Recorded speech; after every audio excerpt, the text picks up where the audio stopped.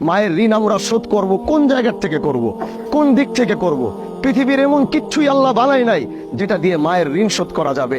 এজন্য নবীও মাকে বড় ভালোবাসতেন। তিনি একদিকে বাবাকে যেমন হারিয়েছিলেন, আরেকদিকে মায়ের আদরটা যখন পাবে, অসহায় মা, টাকা ছিল না, পয়সা ছিল না, মুহাম্মদকে কিভাবে দুধ খাওয়াবে, মুহাম্মদকে কিভাবে লালন করবে, দিয়ে দিয়েছিলেন মা হালিমার কাছে।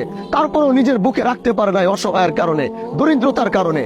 তারপরও যখন ফিরে আসলো, ফিরে আসার পরে যখন আব্দুল্লাহর মায়ের দুনু আদর যখন তিনি পাবে, তখনই তার মাও আল্লাহর নবীর থেকে বিদায় নিয়েছিল।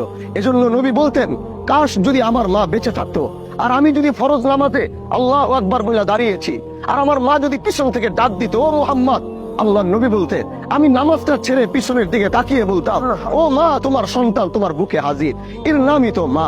এজন্য ভাই, আজকে এই সন্তান জানে সে কি হারিয়েছে। আজকে ওই মানুষটা বিদায় নিয়েছে যে রাত জেগে তার জন্য দোয়া করতো। আজকে ওই মানুষটা বিদায় নিয়েছে যে প্রতিটা মুহূর্তে আল্লাহকে ডাক দিয়ে বলতো, আল্লাহ তুমি আমাকে কেমন রাখছো আমি জানি না, আমার সন্তানটাকে ভালো রাখো, ওরে সুস্থ রাখো, ওরে বিপদ আপদের হাত থেকে হেফাজত করো। আমি রাত বেরাত সফর করি, বিশ্বাস করেন আমি কখনো আমার মাকে আমি রাত্রে ফোন দিয়ে বলতে চাই না যে আমি রওনা দিচ্ছি। কখনো বাসায় আসতে আমার 2টা বাজে, 3টা বাজে, কারণ আমার মা যদি কোন রকম জানতে পারে যে রাতে আমি রওনা দিয়ে দিছি, বিশ্বাস করেন আল্লাহর জাতের কসম করে বলছি, সেই রাত্র 3টা বাজে এসে দরজার সামনে দাঁড়াইলে যদি দেখি সে দরজা খুলে কেউ দাঁড়াইছে, ওইটা আমার মা। আমি জিজ্ঞাসা করি, মা এই রাতে তুমি কেন ঘুমাও নাই? তোমার তো ঘুমানো দরকার, তুমি ডায়াবেটিসের রোগী, তুমি প্রেসারের রোগী, তোমার হার্টের সমস্যা, তোমার তো রাতে ঘুমানো দরকার। আমার মা আমাকে কি বলে জানেন? শুধু আমার মা না, প্রতিটা পৃথিবীর প্রতিটা মার কথাই এটা।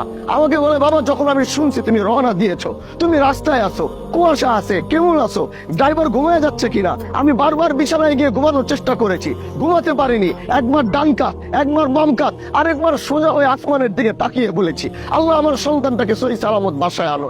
এই যে তুমি আসছো, এই যে তোমাকে দেখছি, এখন আমাকে আর বলতে হবে না আমি ঘুমিয়ে যাব।